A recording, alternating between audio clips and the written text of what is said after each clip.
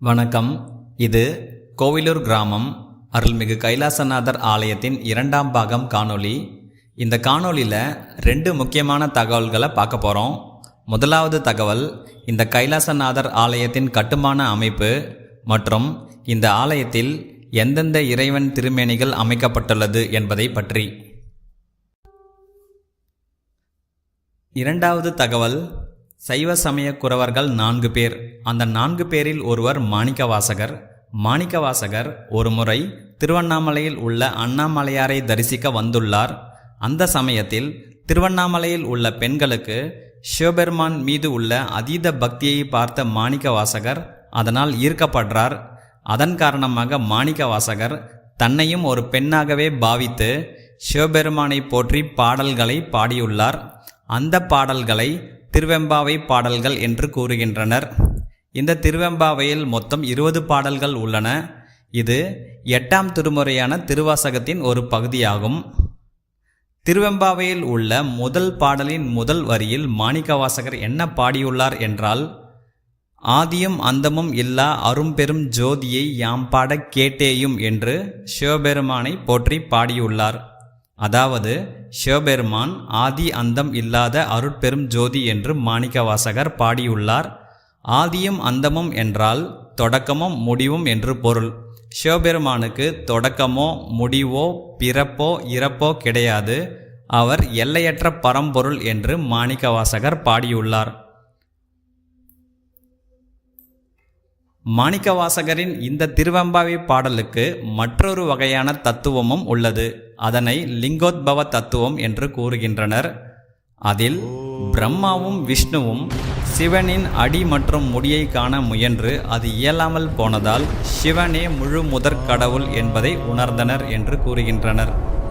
மாணிக்கவாசகர் அருளிய திருவெம்பாவை பாடலான ஆதியும் அந்தமும் இல்லா அரும்பெரும் ஜோதியை என்பதற்கும் லிங்கோத்பவ தத்துவத்திற்கும் ஆதாரமாக, அதாவது சிவபெருமான் ஆதி அந்தம் இல்லாதவர் என்பதற்கு ஆதாரமாக கோவிலூரில் உள்ள இந்த கைலாசநாதர் ஆலயம் அமைக்கப்பட்டுள்ளது. இந்த 2 தகவல்களை பற்றி தற்போது நாம் விரிவாக காண உள்ளோம்.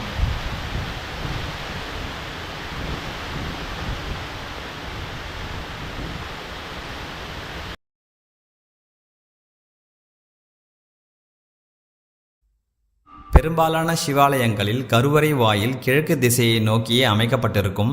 சில கோயில்களில் மட்டும் தெற்கு திசையை நோக்கி வாயில்கள் அமைக்கப்பட்டுள்ளன. அதற்கு பின்னால் உள்ள காரணத்தை தற்போது காணலாம். முதலாவது யமபயம் நீக்குதல். தெற்கு திசை என்பது யமதர்மனுக்குரிய திசையாகும். பயத்தை உண்டாக்கும் இந்த திசையையே சிவபெருமான் வென்றுள்ளார். எனவே மிருத்யுஞ்சயன் மரணத்தை வென்றவன் என்பதை உணர்த்தும் வகையில் தெற்கு நோக்கி அருள்பாலிக்கும் வகையில் சில ஆலயங்களில் தெற்கு திசையை நோக்கி வாயில்கள் அமைக்கப்பட்டுள்ளது. இரண்டாவது தட்சிணாமூர்த்தி தத்துவம். சிவபெருமான் குரு வடிவில் அமர்ந்து ஞானத்தை உபதேசித்த போது தெற்கு திசையை நோக்கித்தான் அமர்ந்தார். அந்த ஞான திருவுருவத்தை பிரதிபலிக்கும் வகையில் சில கோவில்களில் கருவறை வாசலும் தெற்கு திசையை நோக்கி அமைக்கப்படுகின்றது. கிழக்கு திசையை நோக்கியவாறு அமர்ந்து அருள் புரியும் 32 பட்டைகளை கொண்ட தாராலிங்கம் மூலவருக்கு நேர் எதிரில் பலிபீடம், கொடிமரம், கொடிமரத்திற்கு முன்பு நந்தியம் பகவான் ஆகியோரை காண முடிகின்றது. கொடிமரம் பார்த்தீங்களா எப்படி சிதிலமடைந்து காணப்படுது. சிதிலமடைந்தாலும் செடிகள்லாம் வளர்ந்து பசுமையாக காணப்படுகிறது.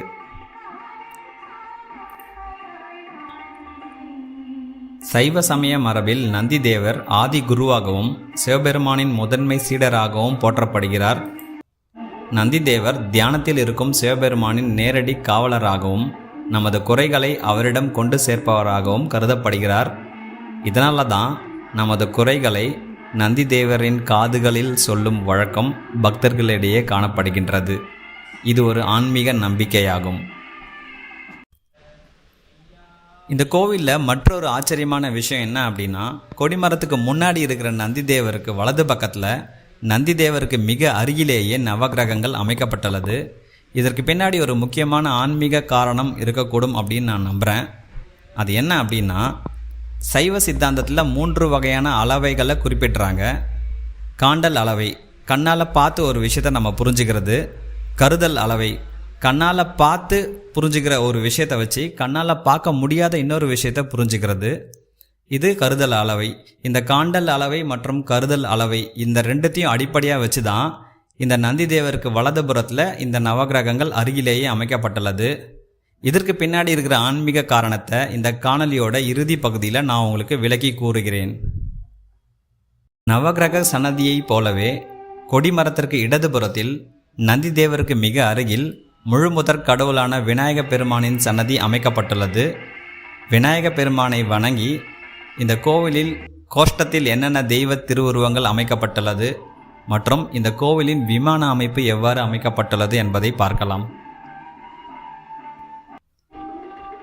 இந்த கோவிலோட வரலாற்று தகவல்களை தேடிய போது ஒரு சில தகவல்கள் கிடைத்தன. அதில் 3ஆம் ராஜராஜன் ஆட்சி காலத்திலும் மாரவர்மன் சுந்தரபாண்டியனது ஆட்சி காலத்திலும் கோவிலூரில் உள்ள நிலங்கள் திருவோத்தூர் உடையாருக்கு தானமாக வழங்கப்பட்டன என்று செய்திகள் தெரிவிக்கின்றன. இப்போ நாம் இந்த கோவிலோட வெளிப்பிரகாரத்தை ஒரு முறை வலம் வந்துடலாம். வலம் வரும்பொழுதே இந்த கோவிலோட கோஷ்டங்களில் எந்தெந்த தெய்வத்தின் திருவுருவங்கள் அமைக்கப்பட்டுள்ளது அப்படின்றதையும் பார்த்துடலாம். நுழைவு வாயிலோட 2 பக்கங்களிலும் துவாரபாலகர்கள் அமைக்கப்பட்டுள்ளனர். நுழைவு வாயிலை கடந்து இந்த கோவிலை வலம் வரும் பொழுது முதலில் கோஷ்டத்தில் விநாயக பெருமானின் திருவுருவம் அமைக்கப்பட்டுள்ளது. விநாயக பெருமானை தொடர்ந்து தென்முக கடவுளான தட்சிணாமூர்த்தியின் திருவுருவம் அமைக்கப்பட்டுள்ளது. சிவன் கோவிலுக்கு சென்று பிரகாரத்தை வலம் வரும்போது முதலில் முழுமுதற் கடவுளான விநாயகரை வழிபடுவது மரபு. இவரை வணங்கி தொடங்கும் காரியங்கள் யாவும் தடையின்றி நிறைவேறும் என்பதன் அடையாளமாக பிரகாரத்தில் முதலில் விநாயக பெருமானின் திருவுருவம் அமைக்கப்பட்டுள்ளது. அடுத்ததாக தென்முக கடவுள் தட்சிணாமூர்த்தி. தட்சிணாமூர்த்தி என்றால் தெற்கு திசையை நோக்கியிருப்பவர் என்று பொருள். சனகாதி முனிவர்கள் 4வருக்கும் உலக உயிர்களுக்கும் ஞானத்தை உபதேசிக்க சிவபெருமான் இந்த தட்சிணாமூர்த்தி வடிவத்தை எடுத்தார் என்று கூறப்படுகின்றது. தட்சிணாமூர்த்தியை கடந்து செல்லும்போது இந்த ஆலயத்தின் தென்மேற்கு மூலையில் ஐயப்ப சுவாமிக்கென ஒரு தனி சன்னதி அமைக்கப்பட்டுள்ளது. பார்ப்பதற்கு இது சமீப காலத்தில் அமைக்கப்பட்டுள்ளதைப் போல தோன்றுகிறது. அவரை தொடர்ந்து செல்லும்போது இந்த ஆலயத்தின் கருவறையின் பின்பகுதியை நம்மால் காண முடிகின்றது. இந்த ஆலயத்தின் கருவறை பகுதி மிகவும் வித்தியாசமான கட்டமைப்பை கொண்டுள்ளவாறு எழுப்பப்பட்டுள்ளது. காரணம், சில சிவாலயங்களில் அதிஷ்டானம் முதல் சிகரம் வரையிலான பகுதி கஜபிருஷ்டம் என்னும் வகையில் அமைக்கப்பட்டிருக்கும். அதாவது யானையின் பின்புற தோற்றத்தை குறிப்பிடும் வகையில் அமைக்கப்பட்டிருக்கும். ஆனால் இந்த ஆலயத்தில் அதிஷ்டானம் மற்றும் பாதவர்க்கம் ஆகிய பகுதிகள் மட்டும் சதுர வடிவிலும், விமானம் மற்றும் சிகரம் வரையிலான பகுதி கஜபிருஷ்டம் என்னும் வகையிலும் அமைக்கப்பட்டுள்ளது. பார்ப்பதற்கு இந்த ஆலயத்தின் கருவறை மிகவும் வித்தியாசமான கட்டமைப்பை கொண்டுள்ளவாறு எழுப்பப்பட்டுள்ளது. கருவறை கோஷ்டத்தின் பின்புறத்தில் மேற்கு திசையை நோக்கியவாறு மகாவிஷ்ணு காட்சி தருகின்றார்.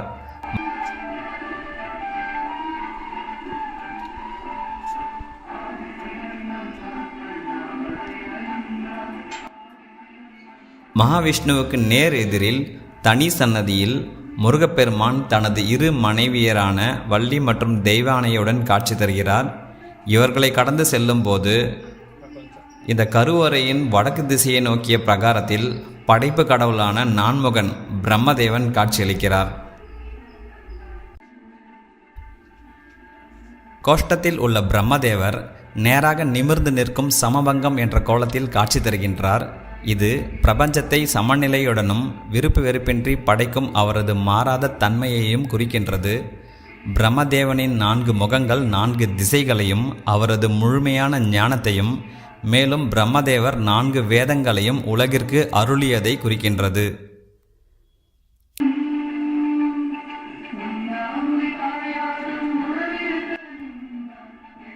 பிரம்மதேவருக்கு அடுத்து சைவ சமயத்தின் 63 நாயன்மார்களில் ஒருவரும் சிவபெருமானின் தீவிர பக்தருமான சண்டிகேஸ்வரரின் தனி சன்னதி அமைக்கப்பட்டுள்ளது. இவர் சிறு வயதிலிருந்தே சிவபெருமானுக்கு பசுவின் பாலை கொண்டு அபிஷேகம் செய்து வழிபட்டு வந்தார். இவருக்கு அருகிலேயே விஷ்ணு துர்க்கையின் திருவுருவம் கோஷ்டத்தில் அமைக்கப்பட்டுள்ளது. திருமாலின் அம்சமான நாராயணியே விஷ்ணு துர்க்கை என்று அழைக்கப்படுகின்றார். 4 கரங்களுடன் காட்சி தரும் இவரை செவ்வாய் மற்றும் வெள்ளிக்கிழமைகளில் ராகு காலத்தில் தீபம் ஏற்றி வழிபடுவது மிகவும் விசேஷமானது என்று கூறப்படுகின்றது.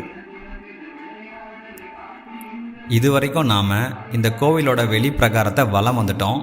இந்த கோவிலோட கட்டமைப்பு மற்றும் இந்த கோவிலோட கோஷ்டத்தில் உள்ள தெய்வ திருவுருவங்களின் சிறப்புகளை பற்றியும் பார்த்தோம். இப்போ நாம் இந்த கோவிலோட கருவறைக்கு உள்ளே சென்று இந்த கோவிலில் இருக்கிற அம்மனையும் இந்த கோவிலோட மூலவரான 32 பட்டை தாராலிங்கம் கொண்ட சிவபெருமானையும் தரிசிக்க போகிறோம்.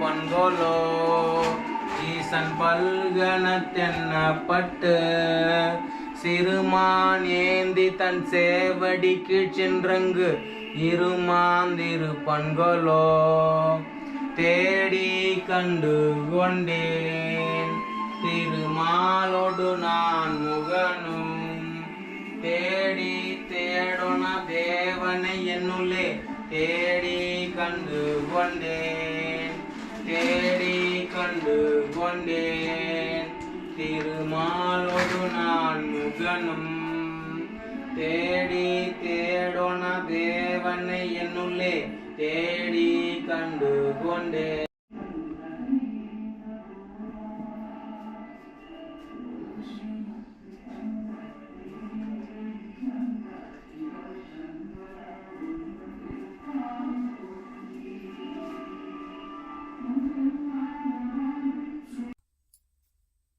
இந்த கோவிலை பற்றி 2 வகையான தகவல்களை பார்க்க போகிறோம் அப்படின்னு நான் முன்னாடி சொல்லியிருந்தேன். இப்போது 2வது வகையான தகவலை பற்றி பார்க்கலாம். சிவபெருமான் ஆதியும் அந்தமும் இல்லாதவர் என்பதற்கு ஆதாரமாக கோவிலூரில் உள்ள இந்த கைலாசநாதர் ஆலயம் அமைக்கப்பட்டுள்ளது. இதனை 3 வகையான அளவைகளில் பார்க்க போகிறோம். சைவ சித்தாந்தத்தில் உண்மைகளை அறியவும் முப்பொருள்களான பதி, உயிர், பாசம் ஆகியவற்றை உணரவும் 3 வகையான அளவைகள் உள்ளன. அதில் முதலாவது அளவை காண்டல் அளவை, 2வது கருதல் அளவை, 3வது உரை அளவை. காண்டல் அளவை அப்படின்னா என்ன அப்படின்னா புலன்கள் கண், காது, மூக்கு போன்றவற்றால் ஒரு பொருளை உணர்ந்து அறிவது. 2வது கருதல் அளவை அப்படின்னா என்ன அப்படின்னா நேரடியாக பார்க்க முடியாத ஒரு பொருளை நம் கண்களுக்கு அல்லது புலன்களுக்கு தெரியும் ஒரு பொருளை கொண்டு உணர்வது. அதாவது நம்ம பார்க்குற ஒரு பொருளை வச்சு நம்மளால் பார்க்க முடியாத மற்றொரு பொருளை உணர்வது. இதற்கு பேர் கருதல் அளவை. 3வது உரை அளவை. உரை அளவை அப்படின்னா என்ன அப்படின்னா கல்வெட்டு தகவல்கள், ஓலைச்சுவடிகள், புத்தகங்கள், சிற்பங்கள் ஆகியவற்றின் மூலம் ஒரு பொருளையோ அல்லது ஒரு கருத்தையோ நாம் உணர்வது. இதற்கு பேர் உரை அளவை. இந்த 3 வகையான அளவைகளை வைத்து இந்த கோவிலூரில் உள்ள கைலாசநாதர் ஆலயம் எப்படி சிவபெருமான் ஆதியும் அந்தமும் இல்லாதவர் என்பதற்கு ஆதாரமாக அமைக்கப்பட்டுள்ளது என்பதை பற்றி தற்போது விரிவாக காணலாம். முதல்ல காண்டல் அளவையை வைத்து பார்க்கலாம். தாராலிங்கங்கள் 5 வகைப்படும் அப்படின்னு சொல்கிறாங்க. 4 பட்டை தாராலிங்கம், 8 பட்டை தாராலிங்கம், 16 பட்டை தாராலிங்கம், 32 பட்டை தாராலிங்கம், 64 பட்டை தாராலிங்கம். இதில் செய்யாறில் இருக்கிற வேதபுரீஸ்வரர் கோவிலுக்கு அருகில் 8 பட்டை கொண்ட தாராலிங்கத்திற்கும் 16 பட்டை கொண்ட தாராலிங்கத்திற்கும் 32 பட்டை கொண்ட தாராலிங்கத்திற்கும் ஆலயங்கள் அமைக்கப்பட்டுள்ளது. ஆனால் முதலாவது வகையான 4 பட்டை கொண்ட தாராலிங்கத்திற்கும் கடைசி வகையான 64 பட்டை கொண்ட தாராலிங்கத்திற்கும் ஆலயங்கள் அமைக்கப்படவில்லை. செய்யாறில் இருக்கிற வேதபுரீஸ்வரர் கோவிலுக்கு அருகில் உள்ள ஊர்களில் தேடிய போது 4 பட்டை மற்றும் 64 பட்டை கொண்ட சிவலிங்கத்திற்கு ஆலயங்கள் எங்கும் அமைக்கப்படவில்லை அப்படின்றது தெரியுது. ஆனால் இந்த 4 பட்டை மற்றும் 64 பட்டை கொண்ட தாராலிங்க தகவல்கள் வேறு எங்கேயாவது அமைக்கப்பட்டிருக்கணும். அதை நாம் இப்போது கருதல் அளவை அப்படின்ற வகையில் அதோட விளக்கத்தை காண போகிறோம். இரண்டாவது கருதல் அளவை. நம்மளால் நேரடியாக பார்க்க முடியாத ஒரு பொருளை நம்மளால் பார்க்க முடிகிற மற்றொரு பொருளை வைத்து யூகித்து அல்லது அனுமானித்து அறியும் முறையோட பேர் தான் கருதல் அளவை. நாம் 4 பட்டை கொண்ட தாராலிங்கத்திற்கும் 64 பட்டை கொண்ட தாராலிங்கத்திற்கும் செய்யாறில் அல்லது செய்யாருக்கு அருகில் எங்கேயாவது தகவல்கள் அமைக்கப்பட்டிருக்க வேண்டும் அப்படின்னு சொன்னேன் இல்லையா? அந்த தகவல் செய்யாறில் இருக்கிற வேதபுரீஸ்வரர் கோவிலில் தான் அமைக்கப்பட்டிருக்கு. அதுவும் இந்த கோவிலில் இருக்கிற கருவறையை நாம் கூர்ந்து கவனித்தோன்னா 4 பட்டையை குறிப்பிட்ட தகவலையும் 64 பட்டையோட சிவலிங்கத்தை குறிப்பிட்ட தகவலையும் நம்ம முன்னோர்கள் வடிவமைச்சு வச்சுருக்காங்க அப்படின்றத நம்மளால் புரிஞ்சுக்க முடியும். இப்போது அது எப்படி அப்படின்னு ஒரு கேள்வி வருது இல்லையா? அதற்கான விடையை இப்போ பார்க்கலாம். இந்த கோவிலோட பிரதான மூலவரோட பேர் வேதபுரீஸ்வரர். 4 பட்டை கொண்ட தாராலிங்கத்தோட பேர் வேதலிங்கம். ஆனால் இந்த வேதபுரீஸ்வரர் கோவிலில் இருக்கிற மூலவருக்கு 4 பட்டைகள்லாம் அமைக்கப்படவில்லை. அது பொதுவாக எல்லா சிவாலயங்கள்லேயும் சிவபெருமானோட திருவுருவம் எப்படி சாதாரணமாக அமைக்கப்பட்டிருக்குமோ அதே மாதிரி தான் இந்த கோவில்லையும் அமைக்கப்பட்டிருக்கு. இதுலேருந்து நம்ம என்ன புரிஞ்சுக்கணும் அப்படின்னா, இந்த 5 வகையான தாராலிங்கங்களில் முதல் வகையான 4 பட்டையை குறிப்பிட்ட தாராலிங்கம், அதாவது வேதலிங்கம் அப்படின்ற அமைப்பு இந்த கோவிலில் இருக்குது. ஆனால் அந்த 4 பட்டைகளில் நம்மளால் கண்ணால் பார்க்க முடியாதவாறு நம் முன்னோர்கள் இங்கே வடிவமைச்சிருக்காங்க. இதே மாதிரி 64 பட்டை கொண்ட தாராலிங்கத்தையும் கண்ணால் பார்க்க முடியாதவாறு நமது முன்னோர்கள் வடிவமைச்சிருக்காங்க. இதை பற்றி நாம் தெரிஞ்சுக்கணும் அப்படின்னா முதல்ல சிதம்பரத்தில் இருக்கிற நடராஜர் கோவிலை பற்றி சில தகவல்களை நாம் தெரிஞ்சுக்கணும். இந்த கோவிலோட மூலவரோட பேர் திருமூலநாதர். இந்த கோவிலில் 5 வகையான சபைகள் இருக்குது. அதில் 2வது சபையோட பேர் கனக சபை எனப்படும் பொன்னம்பலம். இந்த பொன்னம்பலத்தில் மூலவரோட சன்னதி மையத்தில் இல்லாமல் சற்று இடதுபுறமாக தள்ளி இருக்கும். அதே மாதிரி இந்த பொன்னம்பலத்தில் கூரையை தாங்கும் வகையில் 64 தங்க மர உத்திர கட்டைகள் அமைக்கப்பட்டுள்ளது. இது 64 வகையான கலைகளை குறிப்பிடும் வகையில் அமைக்கப்பட்டுள்ளது அப்படின்னு சொல்கிறாங்க. இப்போது இதை அப்படியே நாம் வேதபுரீஸ்வரர் கோவிலுக்கு பொருத்தி பார்த்தோம் அப்படின்னா, இந்த வேதபுரீஸ்வரர் கோவிலில் பிரதான மூலவர் வேதபுரீஸ்வரர் இருக்கார் இல்லையா, அவருக்கு இடதுபுறத்தில் இன்னொரு கருவறை அமைக்கப்பட்டுள்ளது. அந்த கருவறையோட பேர் திருமூலநாதர் சன்னதி. அது சிதம்பரத்தில் எப்படி பொன்னம்பல சபையில் மூலவர் சற்று இடதுபுறமாக தள்ளி இருக்காரோ அதே மாதிரி செய்யாறில் இருக்கிற வேதபுரீஸ்வரர் கோவில்லையும் இடதுபுறத்தில் திருமூலநாதர் சன்னதி அமைக்கப்பட்டுள்ளது. இது சிதம்பரத்தில் இருக்கிற பேர் மாதிரியே இங்கேயும் அமைச்சிருக்காங்க. அது மட்டும் இல்லாமல் இங்கே பஞ்சபூத ஸ்தலங்களும் அமைக்கப்பட்டிருக்கு. அதில் இந்த திருமூலநாதர் சன்னதி ஆகாயத்தை குறிப்பிடும் வகையில் அமைக்கப்பட்டுள்ளது. இதிலேருந்து நாம் என்ன தெரிஞ்சுக்கணும் அப்படின்னா, சிதம்பரத்தில் எப்படி பொன்னம்பலத்தில் இடதுபுறமாக கருவறை அமைக்கப்பட்டிருக்கு, அதில் 64 கலைகளை குறிப்பிடும் வகையில் உத்திரக்கட்டைகள் அமைக்கப்பட்டிருக்கு. அதே போல் செய்யார்லேயும் இடதுபுறமாக அமைக்கப்பட்டிருக்க இந்த திருமூலநாதர் சன்னதி 64 பட்டைகளை குறிப்பிடும் வகையில் இந்த ஆலயம் அமைக்கப்பட்டிருக்கும் அப்படின்னு நாம் எடுத்துக்கணும். இங்கேயும் நம்மால் 64 பட்டைகள் கொண்ட சிவலிங்கத்தை கண்ணால் பார்க்க முடியாது. இப்போது செய்யாரை சுற்றி அமைக்கப்பட்டுள்ள 5 வகையான தாராலிங்கத்திற்கும் ஆதாரங்கள் கிடைத்துவிட்டது. ஆனால் எதுக்காக இந்த வேதபுரீஸ்வரர் கோவிலில் மட்டும் முதலாவது வகையான 4 பட்டை கொண்ட தாராலிங்கத்தையும் கடைசி வகையான 64 பட்டை கொண்ட தாராலிங்கத்தையும் கண்களால் பார்க்க முடியாதவாறு இந்த ஆலயத்தை நமது முன்னோர்கள் வடிவமைத்துள்ளனர் அப்படின்னு ஒரு கேள்வி வருது இல்லையா? அந்த கேள்விக்கு என்ன விடை அப்படின்னா, திருவோத்தூர் மற்றும் அனப்பத்தூர் ஆகிய ஊர்களுக்கு அருகில் உள்ள சிவாலயங்களை ஒன்றாக இணைத்து பார்க்கும்போது பார்ப்பதற்கு ஒரு ஜோதி வடிவம் போல காட்சியளிக்கிறது. இதில் இந்த வேதபுரீஸ்வரர் கோவில் இந்த ஜோதியோட உச்சி பகுதியில் தான் அமைக்கப்பட்டுள்ளது. இப்போ நாம் மாணிக்கவாசகரோட பாடலான ஆதியும் அந்தமும் இல்லா அருட்பெரும் ஜோதியை யாம் பாட கேட்டேயும் அப்படின்ற பாடலை இங்கே பொருத்தி பார்த்தோம் அப்படின்னா மிகச்சரியாக பொருந்துற மாதிரி அமைக்கப்பட்டுள்ளது. இது இந்த கோவிலூரில் உள்ள கைலாசநாதர் ஆலயத்தோட அமைப்பிற்கு ஆதாரமாக நாம் எடுத்துக்கொள்ளலாம். இதுவரைக்கும் நாம் பார்த்த இந்த தகவல்களில் வேதபுரீஸ்வரர் கோவில் கட்டமைப்பின் வரலாற்றில் சில கேள்விகள் எழுகின்றன. அவை என்ன அப்படின்னு பார்த்தோம் அப்படின்னா, இந்த வேதபுரீஸ்வரர் கோவிலின் கருவறை பல்லவர் ஆட்சி காலத்தில் கிபி 5ஆம் நூற்றாண்டில் தான் கற்றளியாக அமைக்கப்பட்டிருக்கு. பல்லவர் ஆட்சி காலத்தில் இந்த சிவாலயம் வெளிப்பிரகாரங்கள் ஏதுமின்றி இருந்துள்ளது. அதன் பிறகு 10ஆம் நூற்றாண்டு காலத்தில் பராந்தக சோழனின் ஆட்சி காலத்தில் தான் வெளிப்பிரகாரத்தில் பஞ்சபூத சன்னதிகள் கற்றளியாக அமைக்கப்பட்டிருக்கு அப்படின்னு வரலாற்று தகவல்கள் கூறுகின்றன. அப்படி இருக்கும்போது இதுவரைக்கும் நாம் பார்த்த இந்த தகவல்களை எப்படி ஏற்றுக்க முடியும்? அதாவது மூலவர் சன்னதியும் பஞ்சபூத சன்னதியும் வெவ்வேறு நூற்றாண்டுகளில் அமைக்கப்பட்டிருக்கு. அப்படின்னா நம்ம பார்த்த தகவல்களை எப்படி ஏற்றுக்க முடியும் அப்படின்னு ஒரு கேள்வி வருது இல்லையா? இந்த கேள்விக்கு விடையை தெரிஞ்சுக்கணும் அப்படின்னா, செய்யாருக்கு பக்கத்தில் செங்கட்டான் குண்டில் அப்படின்னு ஒரு கிராமம் இருக்குது. இந்த கிராமத்தில் திருநீரணிந்தீஸ்வரர் அப்படின்னு ஒரு பழமையான சிவாலயம் உள்ளது. இந்த சிவாலயம் ராமாயண காலத்தில் ராமபீரானால் வழிபடப்பட்ட சிவாலயம் அப்படின்னு ஊர் மக்கள் சொல்கிறாங்க. இந்த சிவாலயத்தில் வெளிப்பிரகாரங்கள் ஏதும் இல்லை. ஆனால் இந்த சிவாலயத்தை சுற்றி நிறைய சிறு சன்னதிகள் செங்கல் சுதையால் அமைக்கப்பட்டிருக்கு. அதே மாதிரி இந்த வேதபுரீஸ்வரர் கோவில்லையும் பல்லவர்களோட ஆட்சி காலத்திலேயே இந்த கோவிலை சுற்றி பஞ்சபூத ஸ்தலங்களும் செங்கல் சுதைகளாக இருந்திருக்க வேண்டும். அந்த வகையில் பார்க்கும்போது நாம் இதுவரைக்கும் பார்த்த கருத்துக்கள் ஏற்புடையதாக இருக்கும் அப்படின்னு நான் நம்புகிறேன்.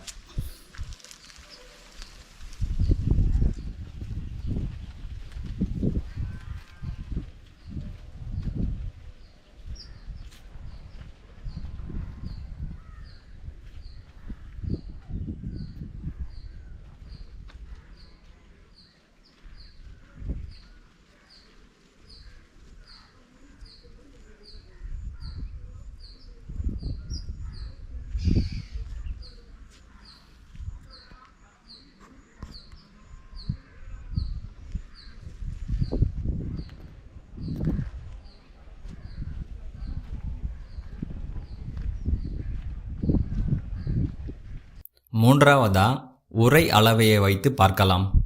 நம்பகத்தன்மை வாய்ந்த சான்றோர்கள், பெரியோர்கள், மறைநூல்கள், ஆகமங்கள், வேதங்கள், கல்வெட்டு தகவல்கள், ஓலைச்சுவடிகள், சிற்பங்கள் வாயிலாக கூறப்படும் உண்மைகளை ஏற்றுக்கொண்டு அறிவது உரை அளவை எனப்படும். இப்போ நாம் 5 வகையான தாராலிங்கத்தை ஒன்றாக இணைச்சி பார்க்கும்போது ஒரு கொடிமரம் போன்ற அமைப்பு நமக்கு கிடைச்சிது இல்லையா? இதில் 32 பட்டை தாராலிங்கம் கொண்ட கோவிலூர் ஆலயம் வேதபுரீஸ்வரர் கோவிலுக்கு தெற்கு திசையிலும், அதே மாதிரி 16 பட்டை கொண்ட சித்தாத்தூரில் இருக்கிற சிவாலயம் வேதபுரீஸ்வரர் கோயிலுக்கு வடக்கு திசையிலும் அமைக்கப்பட்டுள்ளது.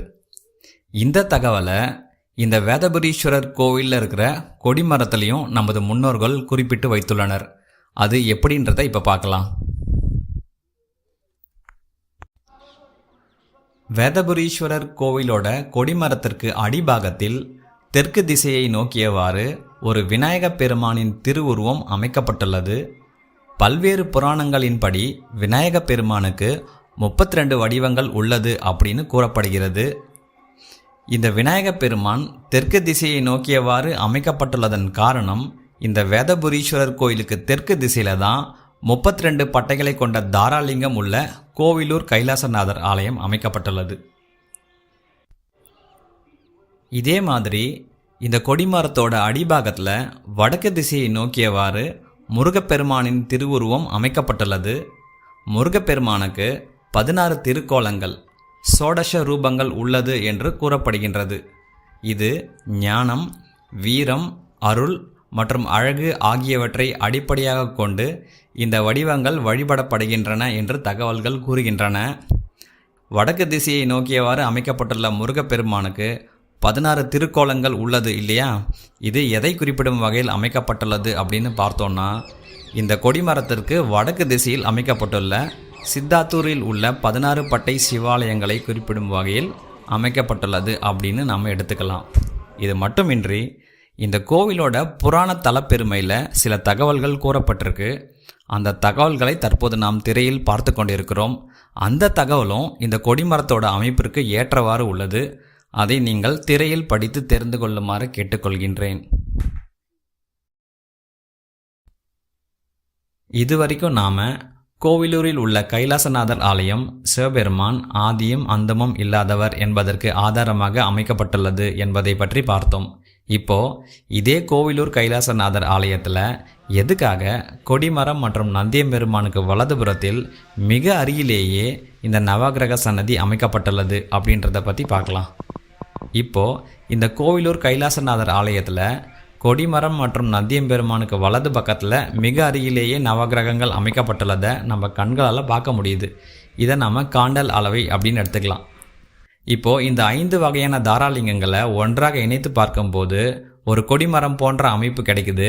இந்த கொடிமரம் போன்ற அமைப்பின் அடிபாகத்தில் தான் இந்த கோவிலூர் கைலாசநாதர் ஆலயம் அமைக்கப்பட்டுள்ளது. அதே மாதிரி இந்த செய்யாரில் இந்த ஜோதி வடிவத்தில் காட்சி தரும் அமைப்பில் அடிபாகத்தில் தான் அனப்பத்தூரில் உள்ள கைலாசநாதர் ஆலயமும் அமைக்கப்பட்டுள்ளது. இந்த அனப்பத்தூரில் உள்ள கைலாசநாதர் ஆலயத்துக்கு வலதுபுறத்தில் ஒவ்வொரு 19 கிலோமீட்டர் தொலைவிலையும் ஒரு சிவாலயம் அமைக்கப்பட்டுள்ளது. இவை அனைத்தையும் ஒன்றாக இணைத்து பார்க்கும்போது அது நவகிரக அமைப்பில் உள்ளவாறு அமைக்கப்பட்டுள்ளது. இந்த தகவலை நம்மளால் நேரடியாக பார்க்க முடியாது, இதை உணரத்தான் முடியும். அதனால தான் கோவிலூரில் உள்ள கைலாசநாதர் ஆலயத்தில் கொடிமரம் மற்றும் நந்தியம்பெருமானுக்கு வலதுபுறத்தில் மிக அருகிலேயே நவகிரக சன்னதி அமைக்கப்பட்டுள்ளது.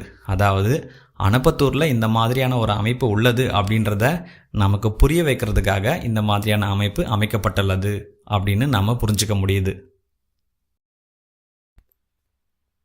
இதே கோவிலூர் கிராமத்தில் 100 ஆண்டுகள் பழமையான அருள்மிகு பரிபூரானந்தா சுவாமி ஜீவ சமாதி அமைந்துள்ளது.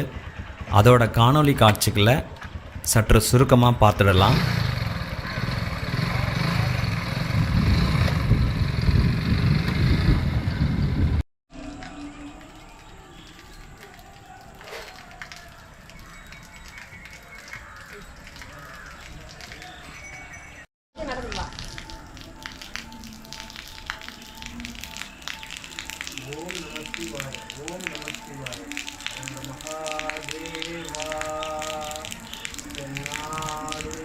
போற்றி காவாய் கனகத்திரளே போற்றி கைலை மலையானே போற்றி போற்றி.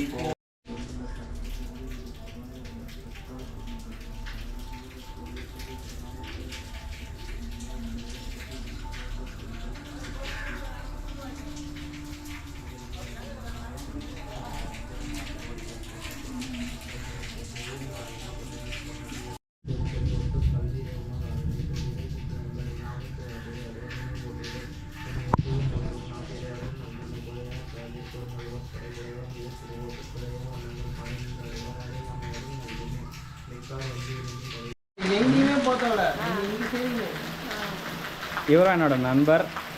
இவரும் எனக்கு ரொம்ப சின்ன வயசுலேருந்தே தெரியும். நாங்கள்லாம் ஒரே ஊர். இவரோட பேர் வந்து அன்பு. இவரும் என் கூட எனக்கு வீடியோ எடுக்கிறதுக்காக என் கூட வந்தார். இவரும் வந்து ஒரு சிறந்த சிவபக்தர். அப்புறம் மகாராஜன், முன்னாடி சொன்னல மகாராஜன். நாங்கள் 3 பேரும் தான் இந்த கோயிலுக்கு ஒன்றா வந்திருக்கோம். சரிங்களா? அப்புறம் இந்த அக்கா வந்து கோவிலூர். இவங்க இந்த கிராமமே. இந்த அக்கா பேர் வந்து அம்சா அக்கா. இவங்க தான் இந்த கோயிலை திறந்து இந்த கோயிலில் இருக்கிற இறைவனை வழிபடுறதுக்கும் இந்த கோயிலை வீடியோ எடுத்துக்கும் எங்களுக்கு உதவி பண்ணாங்க.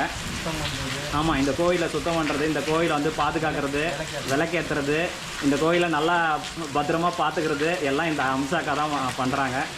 இந்த கோயிலை திறந்து எங்களுக்கு இறைவனை வழிபடுறதுக்காக உதவி செஞ்சதுக்காக இந்த அக்காவுக்கு ஒரு பெரிய நன்றி. நன்றிங்கக்கா.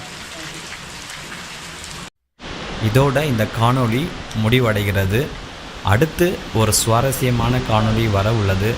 இது போன்ற மிகவும் சுவாரஸ்யமான காணொளிகள் நீங்கள் தொடர்ந்து பார்க்கணும் அப்படின்னா மறக்காமல் நம்மளோட சேனலுக்கு சப்ஸ்கிரைப் பண்ணுங்கள். நன்றி, வணக்கம்.